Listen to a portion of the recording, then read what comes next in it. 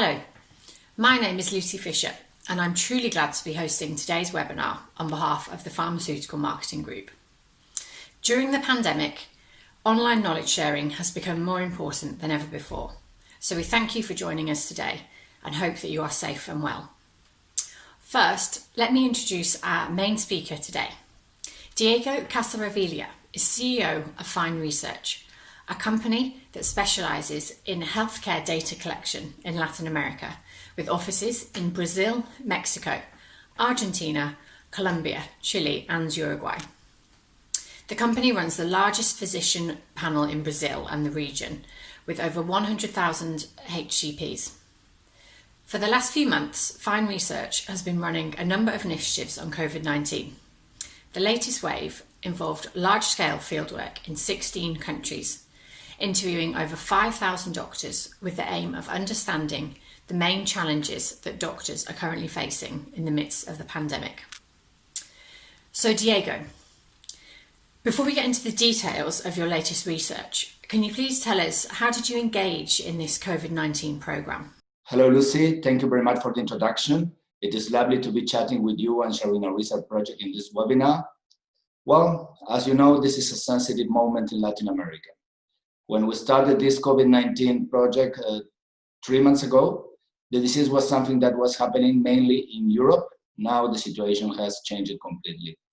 A few weeks ago, when we were ending actually the last data collection, which happened on late May, WHO reported for the first time that the number of cases in Latin America outpaced those in the US and in Europe. Brazil only is today the second largest country in terms of number of infections reported by WHO. But to answer your question, the funny thing about this program is that actually started before COVID-19 outbreak in Wuhan, China.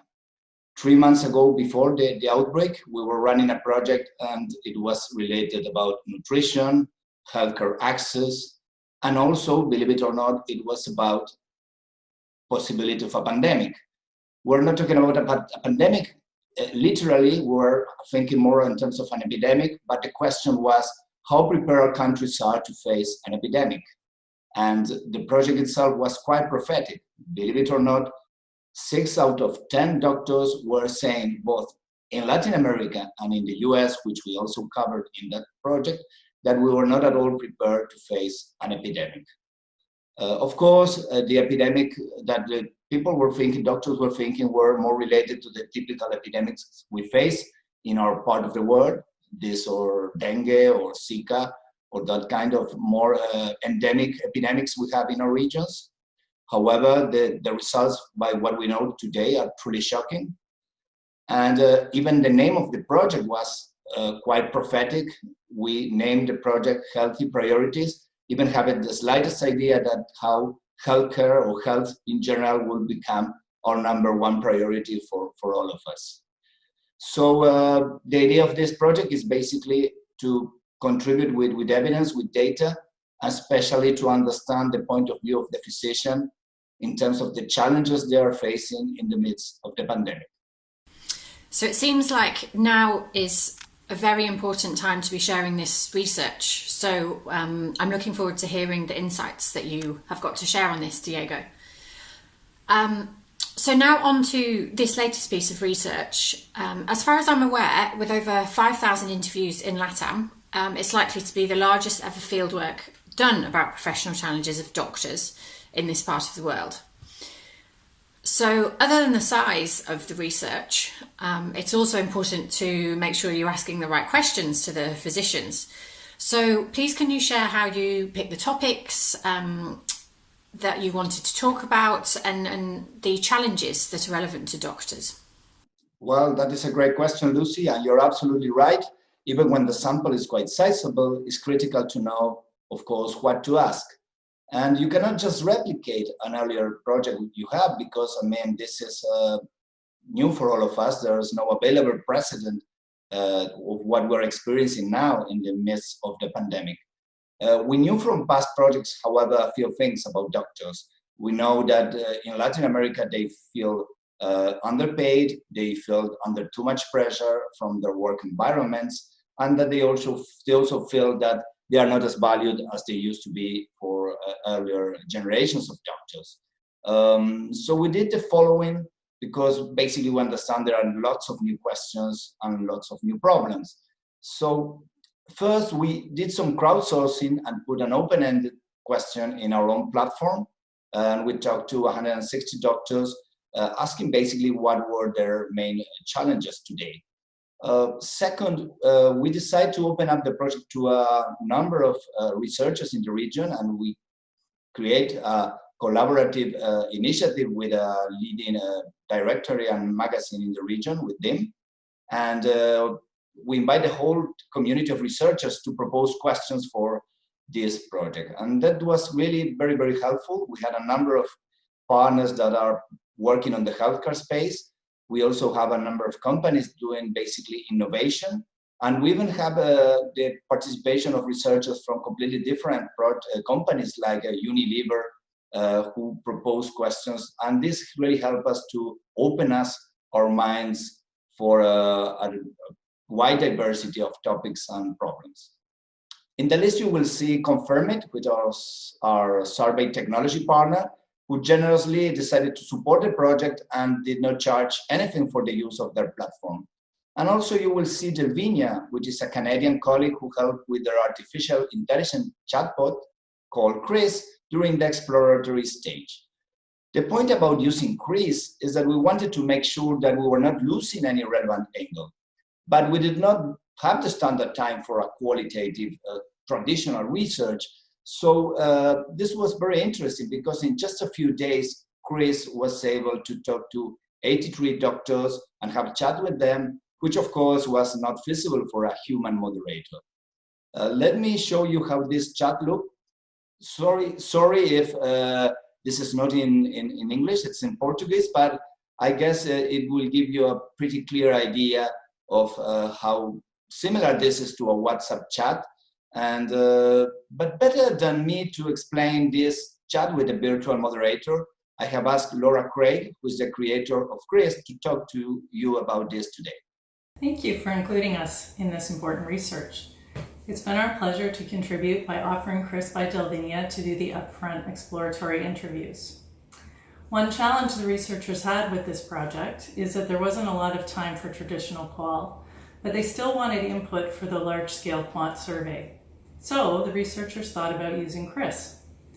Chris is an AI-enabled virtual moderator that does text-based one-on-one interviews in a chat environment.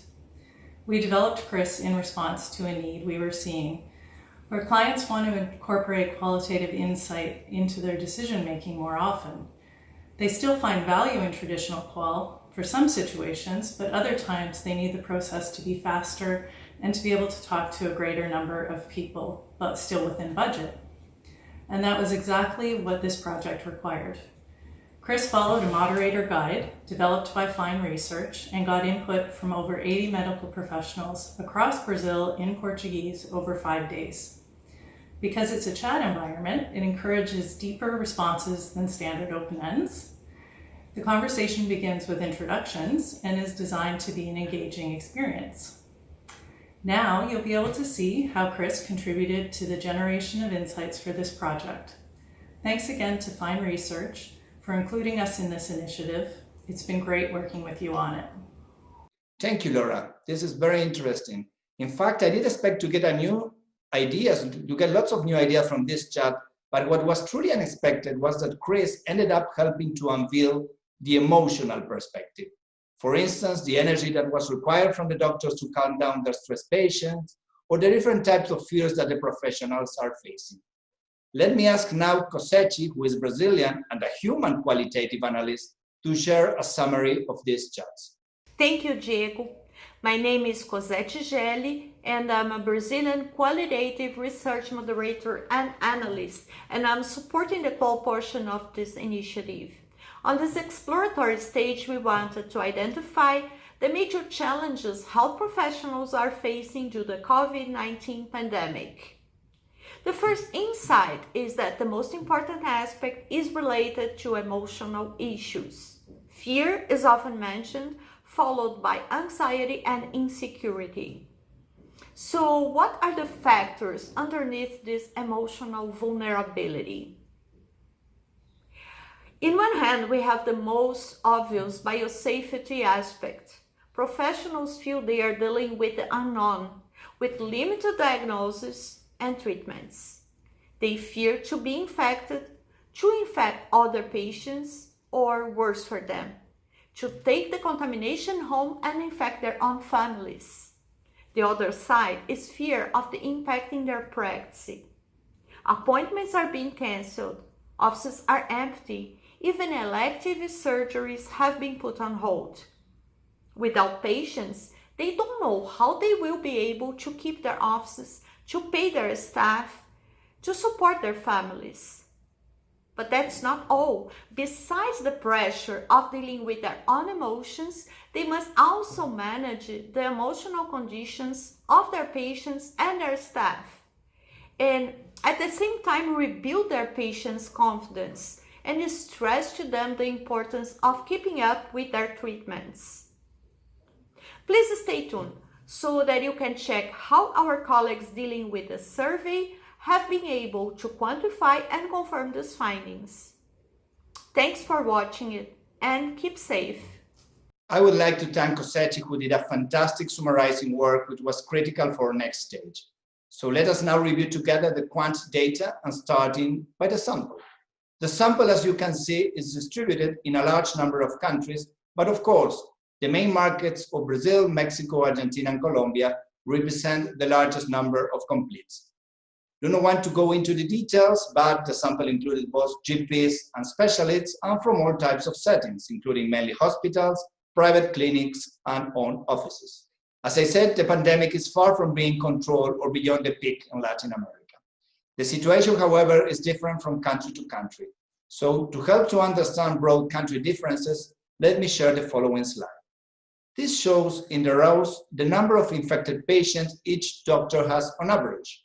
This has proved to be also very consistent to the rates of publicly reported patients done by WHO. The other variables is testing. Testing levels are insufficient in most countries, in many cases not even covering patients at risk and with symptoms. This is reflected in the columns, and we have classified countries by their testing levels.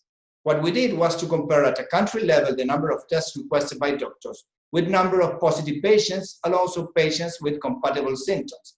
So we can check which countries have related less or more testing to their potential number of cases, confirmed or suspected. In other words, the index helps to establish countries with higher and lower levels of COVID reporting. In the upper left, we have those countries that are more seriously compromised, in which we have both higher number of cases and low related testing levels. And these countries are Brazil, Ecuador, Mexico, and Panama. Then you have Chile in the upper right. Chile really has tested a lot, but nevertheless has a large number of average cases. In the ideal spot, we just have Uruguay, which has fewer cases. The country actually decided to start schools by the end of June, and also with a relatively high number of testing levels compared to the other countries that we are having in our report. Let us know what will our core topic today, that is the doctor's main challenge. Physicians have two major concerns: fear of infection for themselves or their patients, and worries about the abrupt fall of patient numbers. A secondary set of challenges include the need to calm down their patient stress, the impact on patient health due to the lack of controls or reduced adherence to treatment, or the difficulty in adapting their practice to telemedicine tools. Finally, also, the relationship with the healthcare providers is an issue, who in many cases do not recognize those consultations done virtually or are delaying payments. Let me show now the results of the next question. If we asked them to pick just one challenge, whatever mattered most to them, and now responses get really concentrated toward drop of patients and risk of infection. This is pretty much consistent to the two major fears that we have seen in the results of our exploratory phase. Let us look into each of these challenges in more detail. First, how serious is the patient drop? We asked doctors to share how many patients were they typically seen in an average month before the pandemic, and then we asked them how many they have actually cared for over the last 30 days. And the results show a sharp decline of over 50% in most countries, with an average of 61%, with a higher value for Argentina, who has shown relatively fewer cases than other larger markets as Brazil or Mexico, but has imposed a strict lockdown. The drop covers all specialties, being marginal only for infectious disease specialists, and at the other extreme, exceeding 70% among several specialties like surgeons or dermatologists. Considering the patients actually cared for during the period, only 62% were seen in person, with the rest being cared for remotely without video, by telephone, chat, or email, or even in 13% of the consultations using some kind of video conferencing platform. Besides what doctor may declare about future use of telemedicine, the fact is this is already taking place. However, each country has its own pace, and the largest country, Brazil, is where medical care had less change in its modality, and 75% of consultations were performed in person. Okay, so summarizing, taking the region as a whole, doctors are seeing less than half the numbers of patients than before the pandemic, and even considering those treated, many of them are not being checked up face-to-face. So our question here, what has been the impact this has produced on patient adherence to their treatments? This slide summarizes the overall adherence situation, which again, even when showing dispersions, confirm the impact on adherence, and according to doctors, roughly only 60% are being able to have a proper adherence. But of course, it's not the same adherence to an anesthetic dermatological treatment than a more serious disease. So we asked the same question for different types of patients. This is patients suffering from cancer, HIV, autoimmune diseases, heart diseases, respiratory diseases, and diabetes. Doctors were asked only for those that have patients of each kind of disease, and the results for the countries we have enough base to report were really quite consistent to the general adherence level. So barely, with small variations, only 60% of the patients of each kind of illness is showing an adequate level of adherence. We have seen that second to patient drop, the other most significant challenge is risk of infection. We had a couple of questions to measure objectively this risk, and the first one is how many of the doctors have been in the same room with an infected patient over the last week. And the results we got is that about 2/3 of them state that have actually not been in such risk. However, for the other third that has been in such risk, which we define as the ones in the front line, the risk seems quite real, considering that 82% of them work in hospitals or clinics where there has been reported infections of some of their co-workers. Doctors relate the main risk of infection to the lack of adequate protective equipment, but also lack of clear protocols to prevent transmission. So the question on lack of protocols leads to another related question, that is, how well trained do they feel to cope with a new scenario? So we put together two questions on this. First, for which area do they need training? And second, for all of those areas that they need training, or those guys that think that need training for a specific area, if they have received or not a clear training. Diagnosis of COVID-19 is the area where training is now less in demand, and protocols are less unclear, if you wish. Comparatively, for those involved in COVID-19, the main need is, of course, really to know how to treat the disease and the use of personal protective equipment. However, considering most of these doctors are not treating COVID-19, what they really need is a protocol that can enable a safe treatment environment in which neither them or their patients are exposed, so that they can resume treating patients. This could be training for consultation in offices, seeing patients in hospitals, or even remote patient care, which happens to be the area where most doctors say that they need training, and almost none of them get any clear training at all. We have said before that in previous research in LATAM, doctors claim about too much pressure, too little income, and feel undervalued. So how has the pandemic changed this? Well, most professionals feel that the pressure in their work environment has actually increased. And this is, of course, most noticeable among those on the front line, but really affects all kinds of professionals. On the other hand, almost half of the physicians also see a decrease in their income, which is even more relevant for those that are not on the front line. The appreciation of the profession is more stable. Those who felt that have increased were also more motivated by the citizen clapping that is performed at nights in several cities in the region. Let us summarize a little bit what we have seen so far. Less patients, less income, more risk of infection, more pressure. This definitely should have an emotional impact on anyone.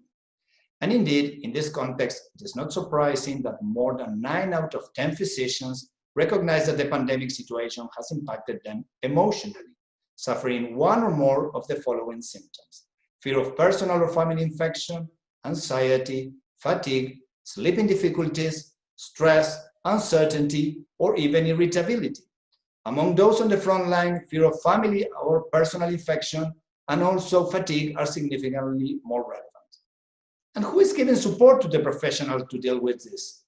Well, mainly their own families. As you can see, 3/4 of the doctors say their family have been empathetic.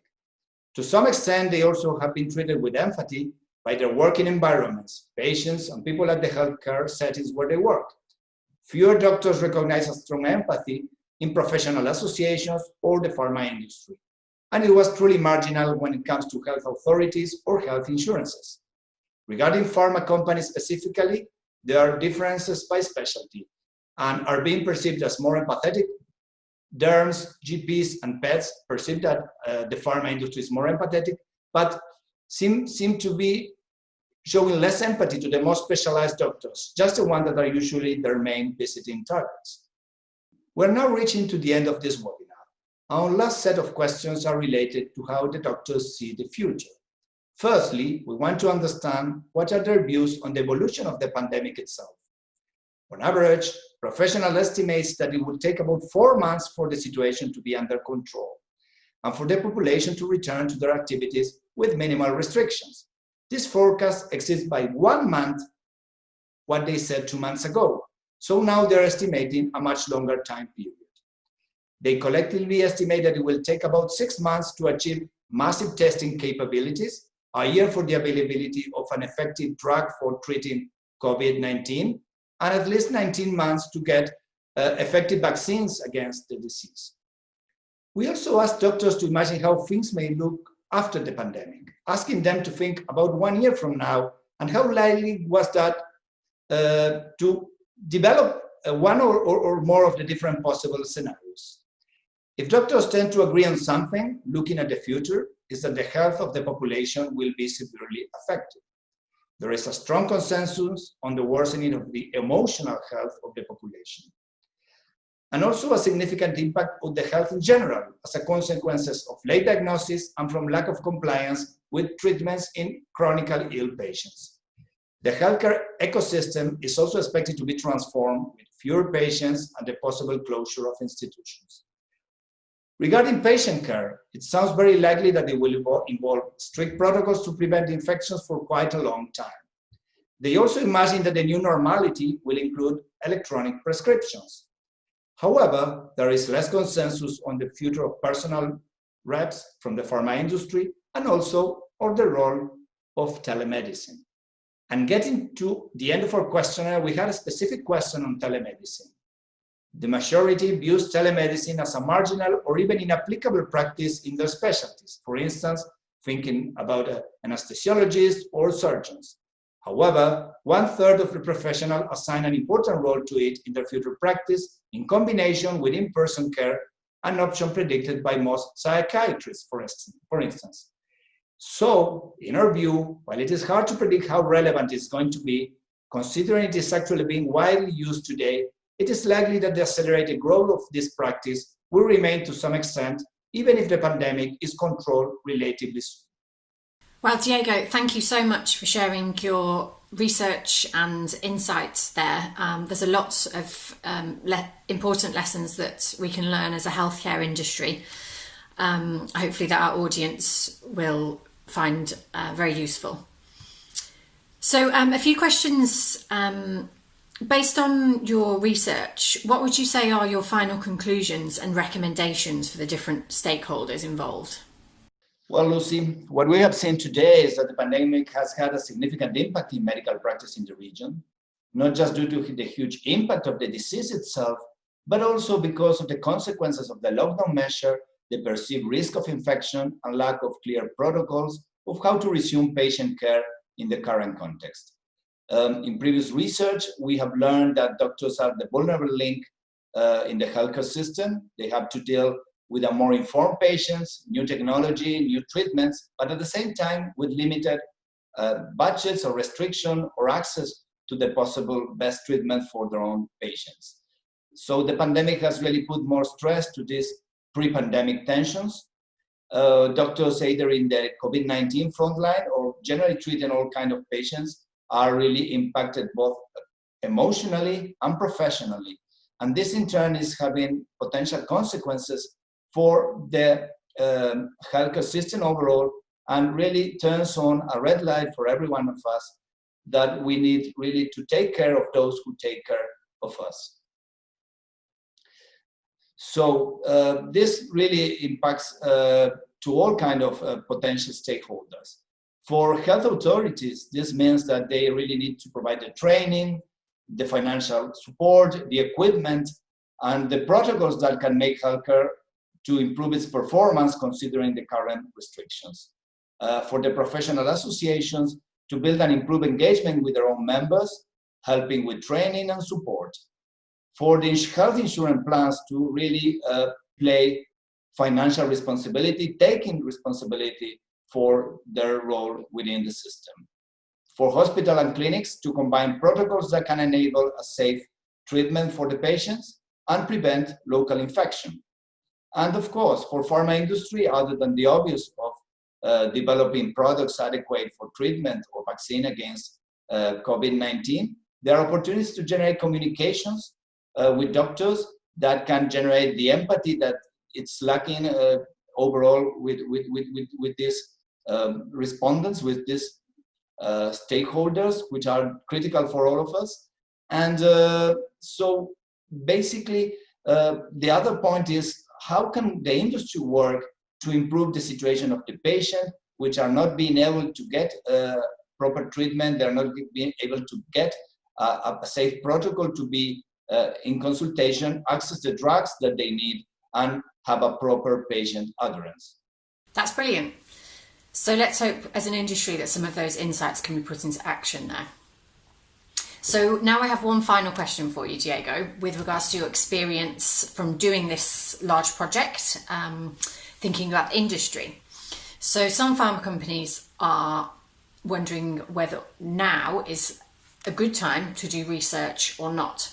So what are your thoughts on that? Is now a good moment? Well, Lucy, in all honesty, I cannot tell an appropriate answer that can be valid from the standpoint of every company.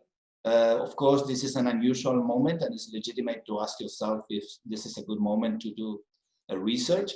But if we have experience in something in Latin America, it's about dealing with the ups and downs of the economy, with the crisis in general. And what we have learned over time is that probably the worst strategy is what I would call the strategy of the parentheses. It's just free yourself, do nothing, and just wait the normality to come magically back. And this is probably the worst strategy in the sense that you may lose your edge if you're doing so, or worse, some companies, some business may go out of market. So we don't know how much this process is going to take. We hope it's going to be as short as possible, but it's critical that we understand that some of the trends that we have seen here are still going to remain valid. So it's relevant to understand them ahead. And I would say there is a strong demand also for empathy and for a fine-tuning with your own audience.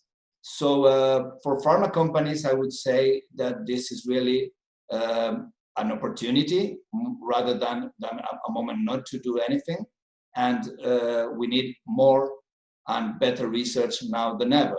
So I think we have to deal with a deep need for understanding that all of us have in our industries, in whatever is your business, and accept that and really move forward and continue doing research, not probably the same research that you were doing before.